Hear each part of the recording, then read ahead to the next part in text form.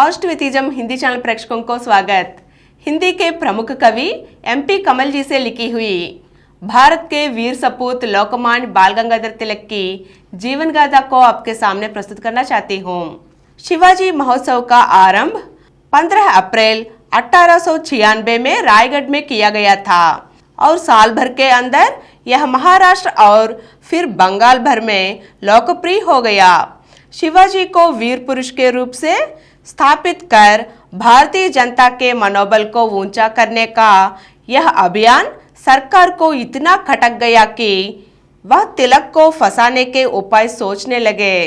अगले ही वर्ष 1897 में सरकार ने बहाना ढूंढ लिया और तिलक पर राजद्रोह का मुकदमा चला दिया गया। भारत की जनता अकाल के समय अंग्रेजी शासन की क्रूरता से कई बार परिचित हो चुकी थी। जब जब राष्ट्र पर यह विपत्ति आई, सरकार ने जनता के प्रति उपेक्षा और क्रूरता का व्यवहार किया। अकाल से निपटने के लिए कोई आपातकालीन भंडार की स्थापना नहीं की गई। 19वीं शताब्दी के अंतिम 25 वर्षों में ही देश में 18 बार अकाल पड़ा और 2 करोड़ से अधिक लोग इन अकालों की भेंट चढ़ गए।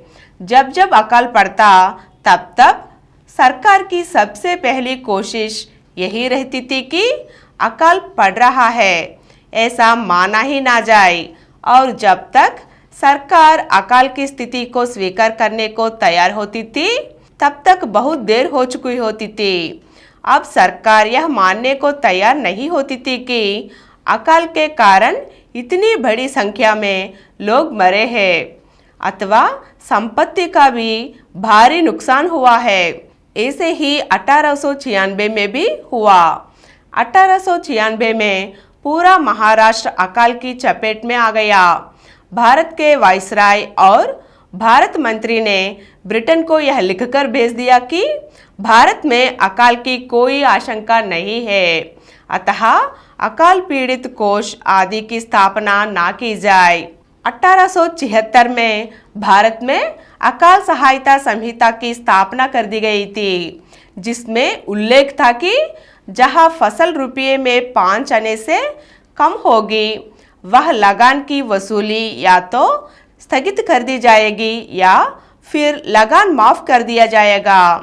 महाराष्ट्र में अकाल के समय प्रशासन ने बड़ी क्रूरता का परिचय दिया। आचार संहिता का पालन करना तो दूर, उल्टे वायसराय देशी राजाओं के यहाँ दौरों पर निकल पड़े।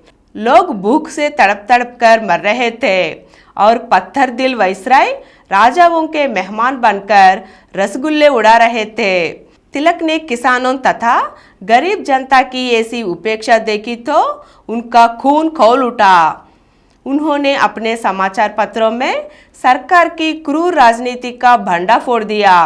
सार्वजनिक सभा के झंडों के नीचे तिलक ने उत्साही युवकों को एकत्रित किया और उन्हें अकाल पीड़ितों के बीच भेज दिया। उनके 2 काम थे, अकाल पीड़ितों के सही आंकड़े तैयार करना तथा उनकी सहायता की व्यवस्था करना। अकाल सहायता संहिता का मराठी में अनुवाद कर उसे मराठा नामक समाचार पत्र में छापा गया और जनसभाएं करके लोगों को बताया गया कि अकाल सहायता संहिता का पालन नहीं कर रही है। इस तरह तिलक ने अकाल से निपटने में सरकारी ढोंग का पर्दाफाश कर दिया। अगले अंक में इसी विषय पर अनेक अंशों को जानेंगे। धन्यवाद।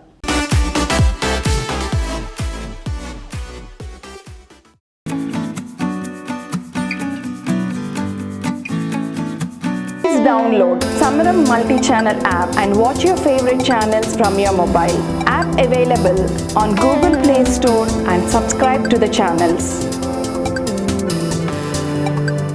For more videos, please subscribe to this channel Positive Atheism and activate the bell icon.